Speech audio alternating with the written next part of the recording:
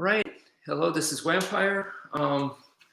This is my garage, and I know it's a little bit dark, so I got this thing right here. Let's make some light a little bit. There we go. So let me put that right there. Hopefully make it a little bit better. And yeah. So this is just going to be like a chill out, not a hard workout video or anything like that. Let's see. And so what's important for me is this guy right here, this tire. Very big, super tough and hard. And yeah, you know, some people have questioned this. They go, is that really a good idea? Is that really realistic? And I say, absolutely. I think this is the key. Doing this kind of training has really, I feel like, made my skill much better. It's helped me improve a lot. So, you know, so as you can see with the sticks, I can really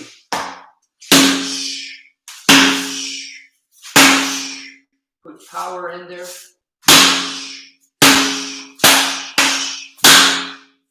Like so. Oh yeah, people also wonder, how strong is the PVC pipe? Well, as you can see, I'm wailing on the tire, and I don't recommend to go, you know, 110% all the time on this thing with PVC, but it could take a beating, as you guys can see right there. So here's double stick.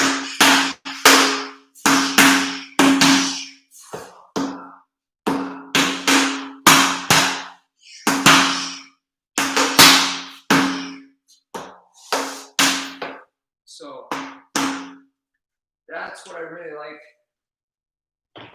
about the tire. It really forces you to make sure you got a solid grip, and you could put in full motion in there, which helps with your body mechanics. So you see, I'm not just doing, see, this is, it might look nice, but there's no power in there. So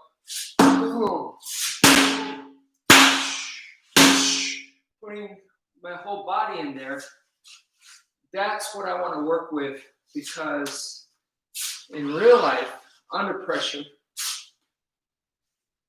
I want to be able to use that with footwork. So you saw, I start off here, I'm going to hit the tire right here. So as I do that, boom, I'm already coming off at an angle here, and I moved even more. So I want my motion to maximize, to be efficient with power and movement. So I'm putting in power and I'm moving at the same time. Power can always be adjusted. I don't have to go that hard. Now, you do have to practice that, because if you're trained to go full force all the time, and then you realize that that's not what you want to do, it might be difficult to turn off that switch. So, you know, like I said, for me and Filipino martial arts, Eskrima, Kali Arnis, I feel like, you know, going to faster strikes like this, it's easier. It's a lot easier to do. Like that. It's just a lot easier to do. So I could tone it down and then put in the power and then go back to fast. So I'm going to change it up, you know, going from speed to power and back to speed. And that's all going to depend on what they're doing, the distance, you know, those kinds of things. And, you know, basically it has to do with controlling the fight. Now, here, this is why the tire is so great, because now I could also go to a bladed weapon. This is the machete. And boom, boom, I can actually I can do the fast strikes, but then I could do powerful strikes. You got to be careful with the more powerful shots because it will chip the blade. That's how hard this thing is. So I do have to definitely be careful. I have chipped the blade on this, and that's why eye protection. So anyway, hello, how's it going, Ninja Texas? Happy holidays, bro. How you doing? Okay, and we also have the knife here. Let me see if I can show you guys how badly chipped this thing has become. I don't know how much you can see, but yeah. I've literally practiced with different blades here and felt little pieces fly out. So eye protection, very, very important. So here we are. Okay, you know what? Let me go to double machete, right? So that's one of the things. Now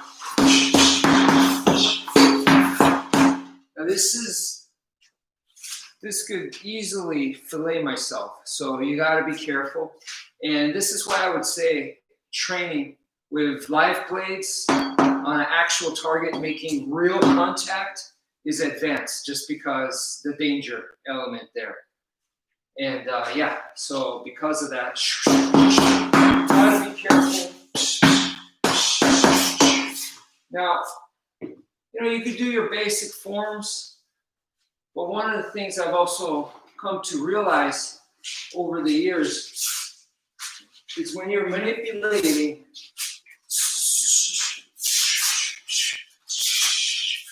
and you do swing, first thing, be careful not to, hit your legs. You got to make sure that this has a clear space here. Boom, boom, boom. So it's working off of this X right here. There's an X. So you make sure that you don't hit any lower part of yourself, and it's clear passage. Clear passage, clear passage. Okay, very important. And when you start, you might go like, if you're in a stance and you're just doing this, it's not that big of a deal. But when you start moving and your feet start coming, your knees and your legs start moving, and then to make sure you have clear passage while your legs are moving, that could be a lot more dangerous. So either way, just make sure, or if there's a buddy next to you, or that you're in a confined space and there's things around you, you want to make sure that you don't accidentally hit stuff that you didn't intend to hit. So make sure that you have that level of control, right? And first it starts with a follow through. Let the weapon. I do feel the weight. It's a lot heavier than the PVC sticks. So you let the weight guide you, and just go with the flow. So, hey, bro, Mr. Killer Method, how's it going?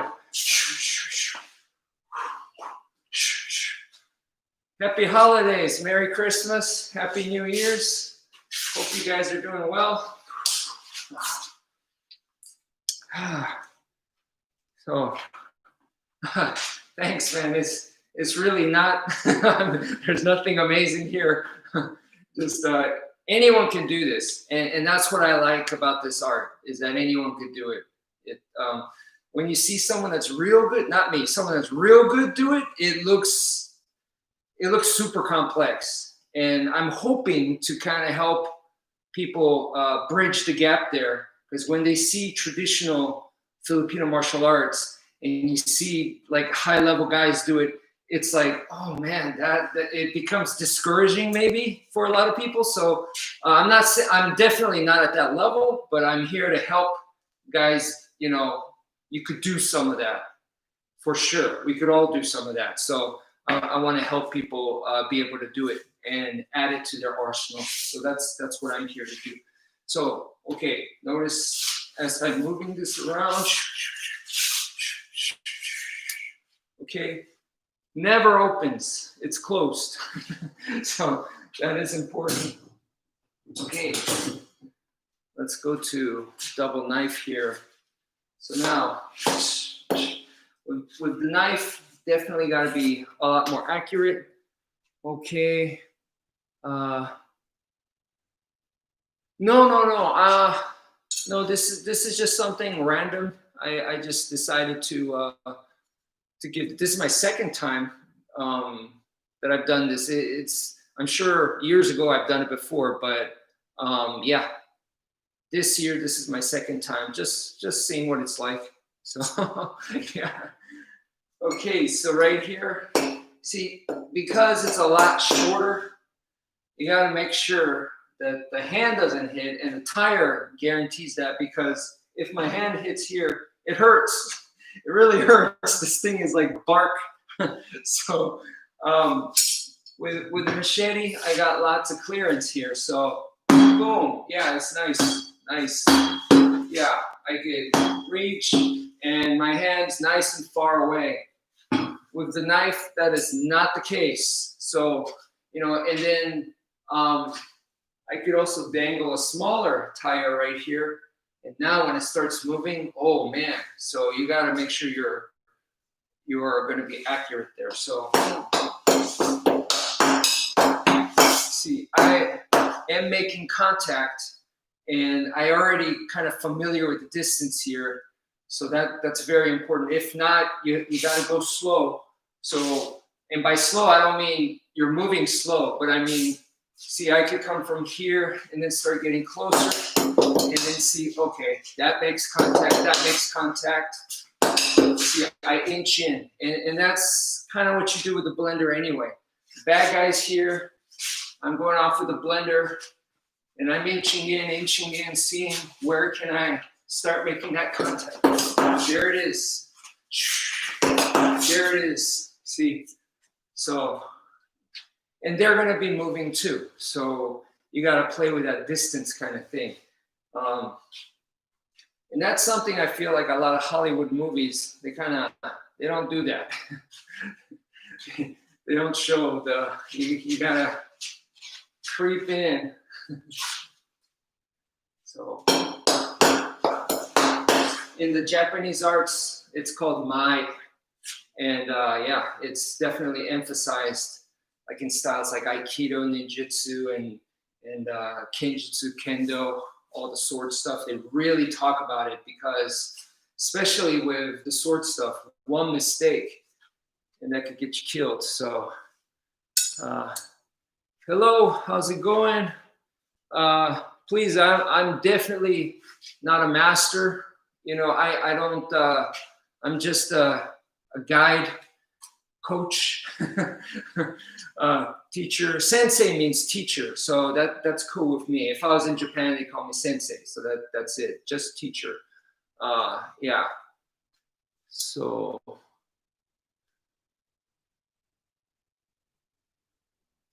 all right. Yeah. Good night. And so here we go. So the movement here, you could just go arm, like I've been saying to you guys. But that alone there's really nothing to that. Oh, thank you so much. Since October. Hey, my pleasure. My pleasure. So thank you for viewing and studying. And yeah, it forces me to train. And, if I want to present myself to the world, I got to make sure that my skills are sharp. So it forces me. So I like that aspect too. And it gives me practice as far as like, I want to be able to, if someone says, can you do a seminar here? Can you do a seminar over here? That I could go there and boom, instantly it's in my brain, because I do it at least once a week, teaching or making videos where I'm teaching. So I want to be sharp like that and be able to boom, instantly do that and not waste people's times. So right here we have speed, which is just the arm. Okay. But you want to be able to include power in there, right? So from here, boom, boom, boom, boom, boom, boom, boom, boom, right here, you see, boom, you want that. Put that power in, like so. And with that comes the footwork. So as you're doing that, right here, you can see my right side is to the back here. And normally, right here, if my back side, my right hand is on the back here, now it's to the front, okay? So after I make that strike, boom, okay, the right side is to the front, and that makes me cover ground. Well, what if I'm already here? What if I'm already right here? And if I did that, I would be over here, right? So I could actually use that to go off to a diagonal. So I'm doing this right here, and then I bring this up high. Of course, if they come in at this point, I could do this, but I'm bringing this for my power strike, and I go off. If I get them or if I don't, it's okay. But the goal here is to come off to a diagonal line where I'm safer. So once I go off there, now I have a different angle, okay? And they have to adjust to me. I lead the way, they have to constantly adjust. So that gives me an advantage in time. I'll be one step ahead. Now, the other thing to do is from here, like I said, the right side is to the back right here, and I come down to strike. Normally, you step in, but I'm going to shuffle foot right there. So as I did the shuffle, you see, I still stay in the same spot. Okay, so right here, so right here. So that was my power shot from up here. Boom, and I'm still in the same spot. That was huge for me. And that was one of the moves that when I did full contact, that it was very useful for me. So when I was going full contact with people, and we were fighting empty hand, right? I would do these kinds of kicks to their knees and their shins. So these are side kicks. And this was no rules, so I used shoes to my advantage. And I would be kicking their knees and their shins from here, okay? And then it starts to hurt. In fact, the skin on the kneecap starts to tear, and they start bleeding. And they don't like that. Of course, they don't like that. So they start anticipating that, and they want to start countering that and start giving it back to me, whether it's with a punch or whether they want to do the same thing to me. So as they do that, I'm able to come in and throw the kick. So I'm throwing the kick, but I still stay in the same spot. I don't move forward. See, it looks like I move forward, but I don't. I stay in the same spot. And I could do that with a back leg too. And it could be a front kick where I'm landing right here, but instead of going and moving forward, I'm going. See, I'm still in the same spot. So that, and when we involve the footwork, now the right side, which was in the back, is now to the front.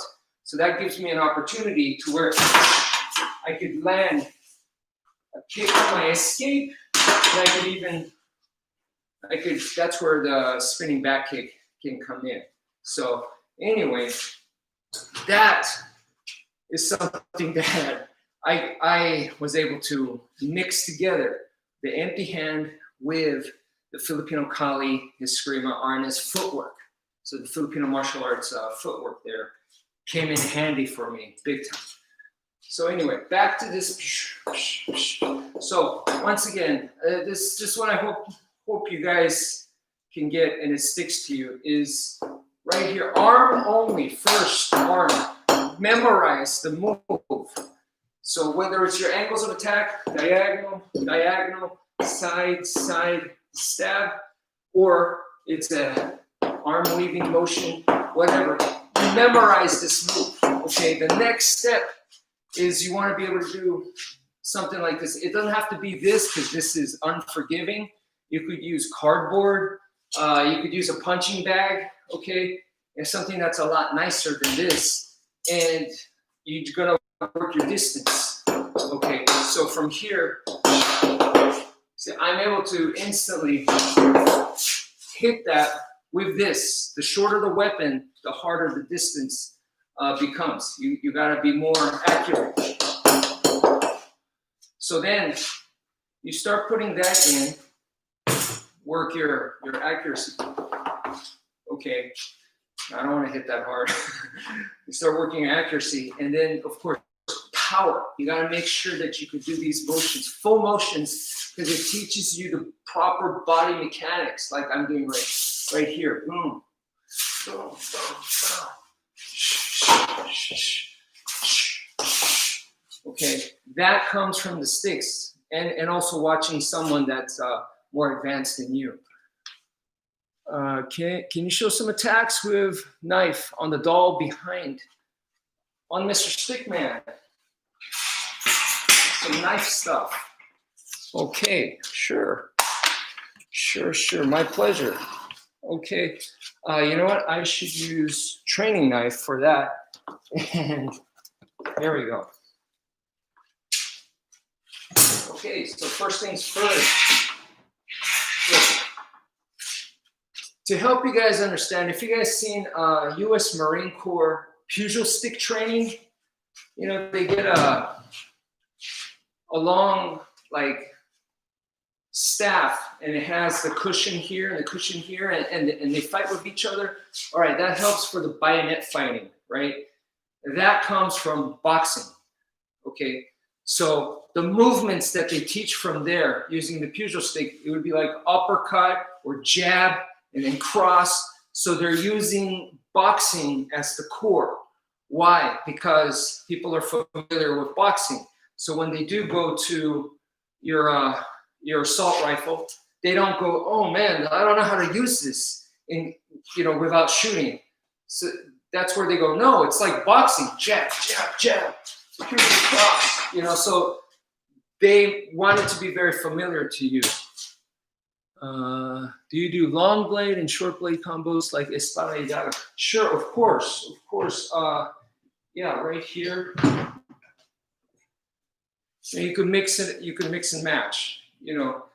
So, but it is harder. let me say that it is harder because your brain. It's harder for your brain to now separate the two. It's easier to have two weapons same length. Okay. But back to what I was saying, that, the U.S. Marine Corps using the pugil stick comes from boxing. That's your fundamental. Well, Filipino martial arts use the same idea. So what we do with the sticks, right? Single and double sticks. So single is 1, 2, 3, 4, 5. And then, of course, double sticks, 1, 2, 3, 4, 5, 6. Okay, that is going to be the same with knife. Okay, so with knife, 1, 2, 3, 4, 5, and then of course 1, 2, 3, 4, 5, 6. Okay, so that will not change. Domo. I have a Japanese viewer. Okay. Domo arigatou gozaimasu. So when you go to something like this, okay, the first thing is very easy, once again, to just go, like, if you practice those movements, 1, 2, 3, 4, 5, okay, it's very easy to do something like this, but it needs to come from proper form, which comes from the sticks. With the sticks, it exaggerates your movements. So 1, 2, you see, I'm putting the whole body into it. And so when you go to knife right here, yeah, I could 1, 2, 3, 4, 5, but if it comes from the stick training, like I said, at any time that I'm doing this, I could go full motion, and now I close the gap here. Boom. Okay. And now I'm in close range. Okay, and if you notice, when I came to here, that heaven 6 motion, okay, I could use the butt of the knife, boom, right here. I'm in close range. Chances are they have a weapon too, so I want to make sure they're not going to use it on me. So just like in boxing, I don't want him to punch me, or if he has a weapon, I don't want him to use it on me. So then, wmpyr. So then I wrap it. And yeah, can he use his wrist to do something? Yes, for sure. So I don't want to be farting around here, but I definitely wrap, control the arm, and now, you know, what are you going to do with this? Now that depends on you. Okay. I personally don't want to exchange with this guy. So if I'm trying to do mean stuff to him, like try to cut his neck and all this stuff that you see, remember, if he has a knife, he wants to do that to me too. Then we're just exchanging. But if I want to survive and he wants to kill me, now it's different. We're doing different things. And that way, for me, it's easier that way because I don't have to exchange. I don't want to exchange with this guy.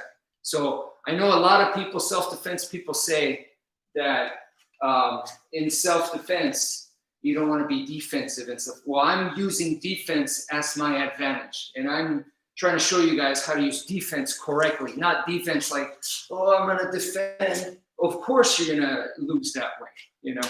So that's another thing. My defense here is all offense. And so if this guy had a knife and he's attacking me, right? That's my defense right here. Okay, how is that different from an attack? It is an attack, but it's my defense. So that's the dilemma that people can get confused there. And trying to help people understand that. So you have to understand that in a real life situation, this guy comes at me out of nowhere and he attacks me. For me to be able to go cut his arm and I'm ready for whatever, okay, that's not a real self-defense situation, in my opinion. This guy was already at a disadvantage. In a real life situation, he's going to have an advantageous position, timing-wise, distance-wise, because he's the one coming at me. And so he might come up like, hey man, I'm lost. Can you show me where this street is? So he's already coming up to me like this. And then I'm like, let me see the map. And when I'm looking at it, then, you know, I could get attacked or something. So you're not going to be in a position where, okay, come at me, I'm ready. It's not going to be like this, right? So it's going to be more like he's coming aggressive. I saw him in the corner of my eye. Whoa, what the hell's going on? What's his problem? Wait, dude, what's going on, dude? Hold on. I have to start maintaining that distance. I need to use my awareness, catch this guy, keep that awareness, and maintain that distance. By keeping that awareness, I mean, look at his hands. What is his hands doing? Is he reaching for something? Are they hidden? Are they closed like he has something in them? Look at his hands. And I'm also looking peripheral vision. Does he have buddies? What's going on? Is there someone over here coming sneaking up from behind? That, you know, where am I headed towards? And I need to keep this distance because even though I know and he knows that I know, this is too close. This is, it's that fast. It's too fast. I don't have time here. So I need to be more out here. Okay. Even here, he could close the distance, but I have a much better chance. The further, the better, right? So, all right. So I hope that gives you an idea with the knife stuff. I don't like to change. I don't like to, okay, once you come here, now the techniques are different. We're going to stab him in the armpit, past the arms, cut him here, bring, you know, I don't like to change. Dude, I'm doing this right? So why would I change when I go to here? I'm not going to change. I spend time doing that. I'm going to do the same thing over here. Now, of course, small things are going to change just because the weapon is not the same. But yeah, even that motion, you know, I'm not sure what I did, but okay. I'm using the same thing. Okay. So the biggest difference between long range and now close range is that in close range, chances are I have to wrap their arm. Okay, if they don't have a weapon, then maybe I can get away with something like this. Okay, that's still controlling the arm, but maybe I could now get away with something like this. But even here, I'm still going to be doing angles of attack. Diagonal, diagonal, horizontal, horizontal, stab. Okay, I'm still doing it. And I can't do head and 6 because I only have one hand at this point. Okay, but maybe if he's trying to break off or a distance, boom, and I'm back to here again. You see? So I'm back to here, controlling the arm as much as I can. But the technique is still, the angles of attack, it's still head and 6, you know? So I want to keep it simple. It's my bread and butter, right? So I want to be using the same stuff. Yes, you got to fight a little differently, but all right. Hello, everyone. You know, I'm sorry. When I was doing this, I was like, you know, I need to do probably one in Japanese to keep it separate for my Japanese audience. And you know, so this one obviously I'm doing in English. So you know, I'm sorry for that. We'll see what I can do later. But yeah, this one is I'm going to be speaking in English here. So okay, so this guy right here to me is a gold mine, guys. If you guys can get a tire like this, something real hard, and that's unforgiving, okay, and practice. See, I could use blades, I could use impact weapons. This thing is a dinosaur, so I don't have to worry about that. Now, the thing is when you stab, because this thing is so hard, right? If you just try to stab like this, my hand's gonna go through, I'm gonna be a bloody mess, and this is sharp, okay? So what I need to do is when I stab, there's a way to stab, and that, I don't know how to explain it to you guys, but it's almost off of an angle, and that's where the palm starts to come into play. Because when you see something like this, right, look at the handle. See how it's not perfectly round. Now some open-o knives are like more round, but see, a lot of knives are like this, where it's flat. Of course, this is a skeleton, so it's exaggerated, but that means I want my palm here. It makes sense, right? I want my palm like this. This gives me surface to surface, gives me the most kind of leverage. And I want to be dealing with that tension here, okay, with this surface. So when I stab, if I only play here, if I only play here, my hand, even with something like this, will ride over with enough force and I'll cut all my fingers up. It's possible. Okay, I don't want that. But with here, with a flat side, and I stab, and I'm using an up-down motion here, then I can still stab hard, but I'm okay. And because of the up-down motion, I don't have to worry about my hand slipping through and going into the blade. So these are kind of the subtle things that you learn from working with a tire, like so. Boom, boom, boom. So now I'm adding like this. And there's ridges here. So the tip can get stuck on a ridge and I could easily disarm myself, hurt my fingers and stuff. So that's another thing. Boom, boom, that you're adjusting to, okay? So if that doesn't happen, then that's fine. And it comes back.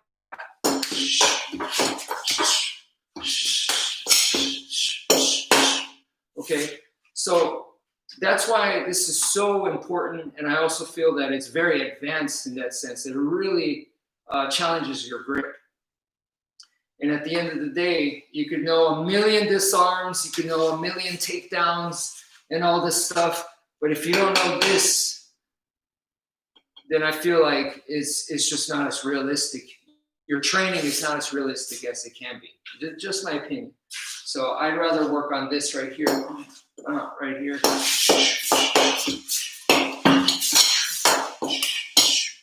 See, and make sure that the hand, my hand, is not hurt. Okay.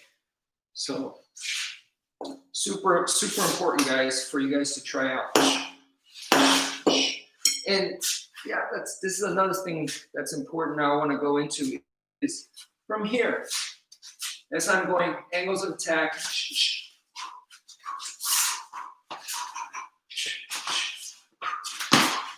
Okay.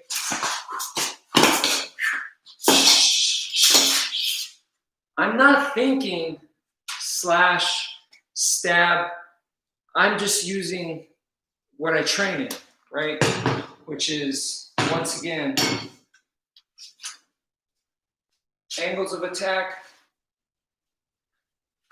heaven 6, boom, boom, boom, boom. Now, if I'm up closer, yeah, you can see right here, these are the strikes I'm using. But if I'm further away, boom, boom, boom. I don't know if you guys can see.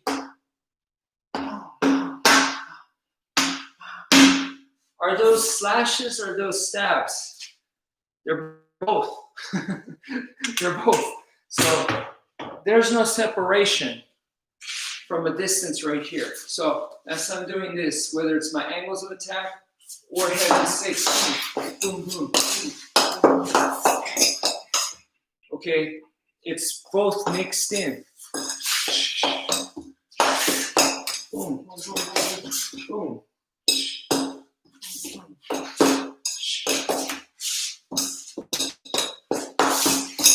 Okay, those are both mixed in.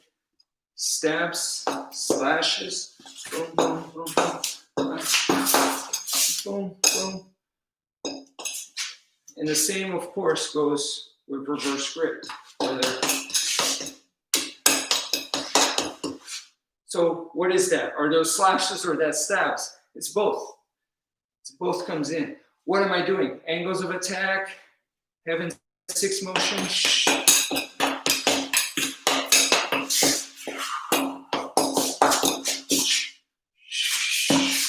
Okay, so both motions mixed in.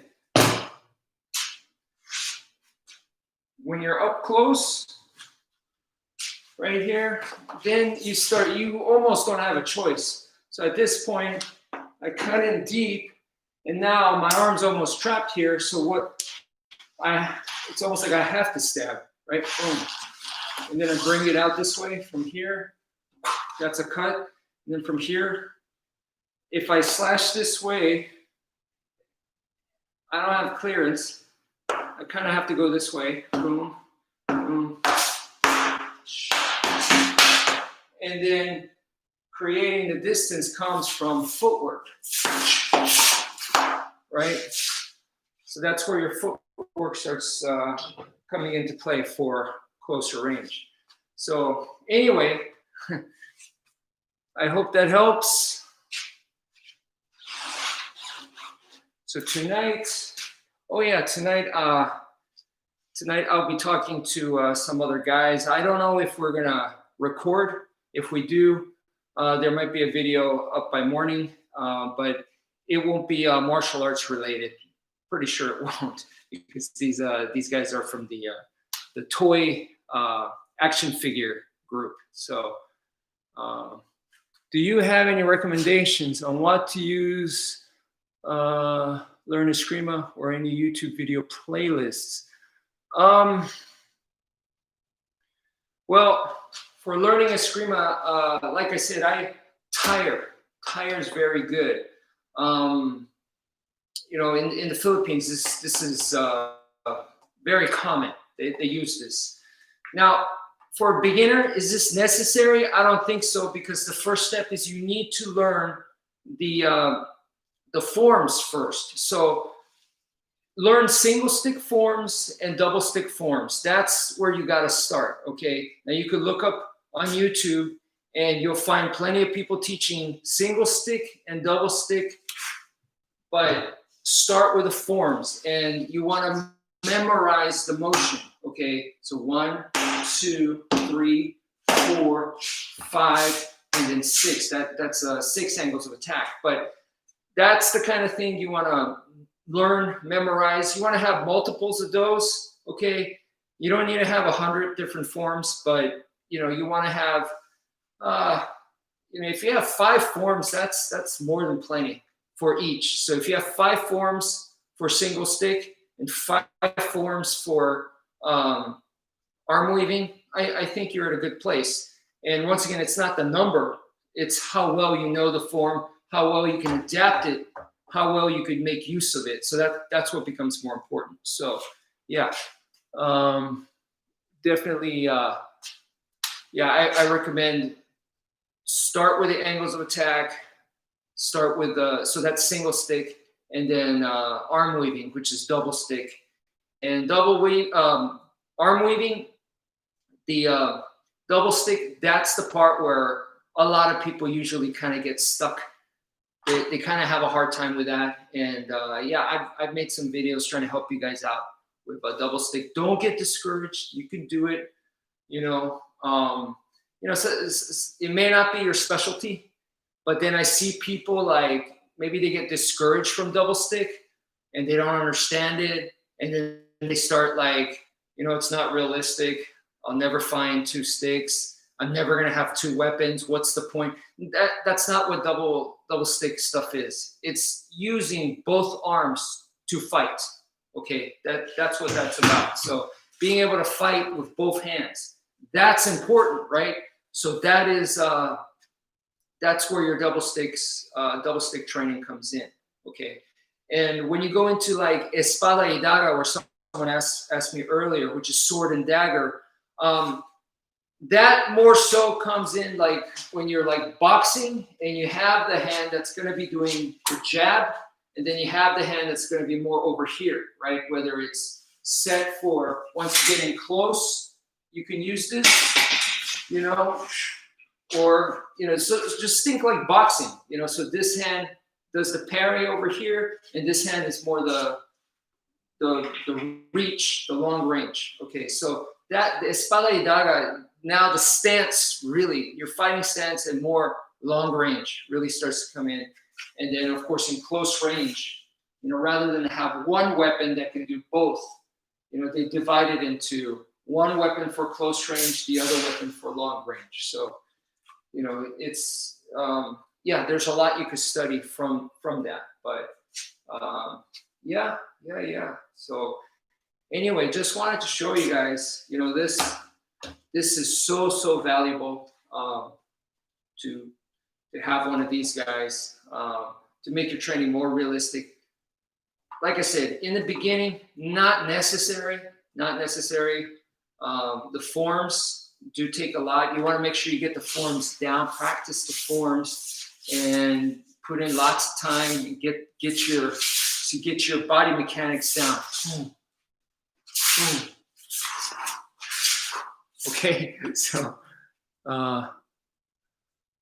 of course, no problem. Anytime you guys got questions and stuff, ask me, and I'll just give my 2 cents.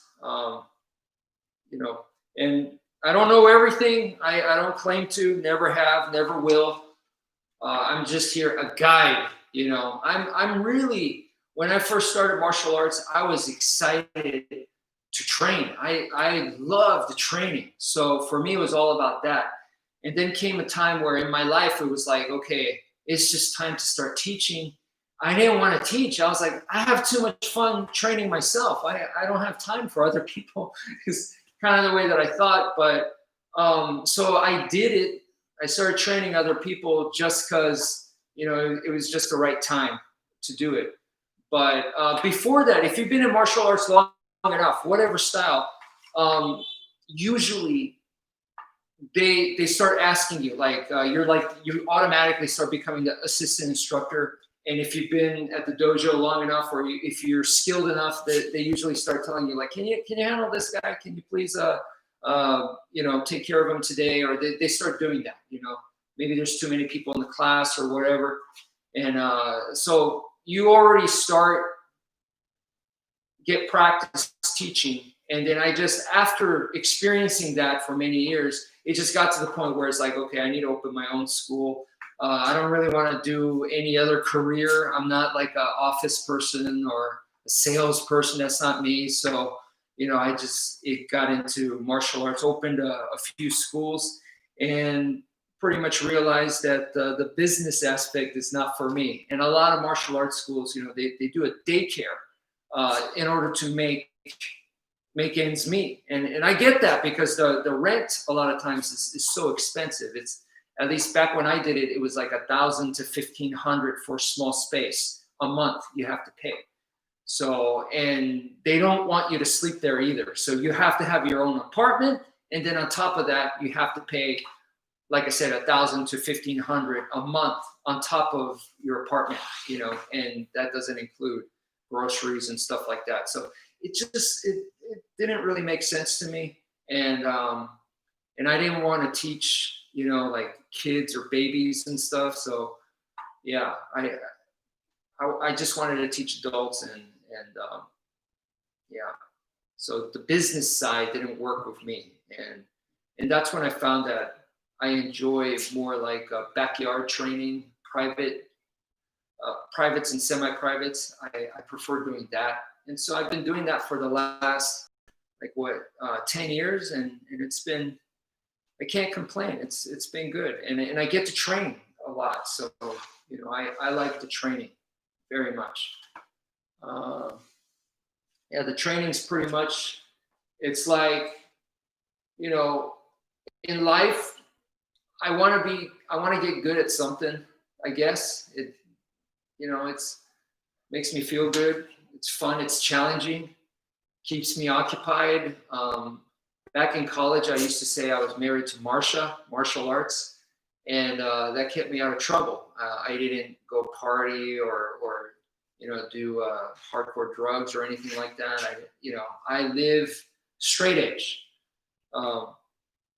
Pretty much all my life, I live a straight edge. One time, I drank a little bit of alcohol. This was in junior high school. The bad kid did that, but never touched it since. I don't drink alcohol. Oh, you know what? That's not true. Maybe I had a pina colada that did have a little bit of alcohol one time, or one or two times. But yeah, no, I'm straight edge, so I don't do any of that. Even normal medicine, I don't like to take. And I've been losing weight, trying to not do the holiday eating stuff. So, oh, hello, all the way from California. How's the weather over there? It's got to be nice, I would think. Over here, it's a little bit, cold front's coming in here in Texas, so it's getting a little chilly. Practice at the dojo during the year end and New Year holidays. Awesome. That's dedication right there. Spend the same time every day. MMA style, karate, and wmpyr style. Oh, thank you very much. Thank you very much. Yeah, man, there's just so many styles out there. And, I grew up like with the video game Street Fighter, movies like Bloodsport, Enter the Dragon. Those are tournaments, martial arts tournaments. And, even the UFC I enjoyed because of the early days, different style versus style. So in other words, I like the variety. So I never wanted to limit myself to just one style. And, I like different cultures. I like different things that different styles do that's clever, how to learn, or techniques or strategies. I like that. So, why limit myself to one style? I know I focus here on Eskrima, Kali Arnis, but it's because honestly, it's the easiest to teach on here. in this format. All right, you gotta go eat dinner. Yeah, something I gotta go do too. So anyway, no, thank you all for stopping by. This is probably a good place to end it. Yeah, no Hadoken. Yeah. But yeah, well, once again, I really appreciate all the kind words and support from everybody all these years. Really, really appreciate it. I'm I was one of the first to start Filipino martial arts ongoing online training on YouTube, and also the knife stuff. One of the first, and I've been here all this time thanks to you guys. So I really appreciate that, and just keep going at my own pace. I don't need to be number one or anything like that. Just keep doing my own thing, keep practicing. So you guys too, practice. Thank you so much, and take care, y'all, and see you around.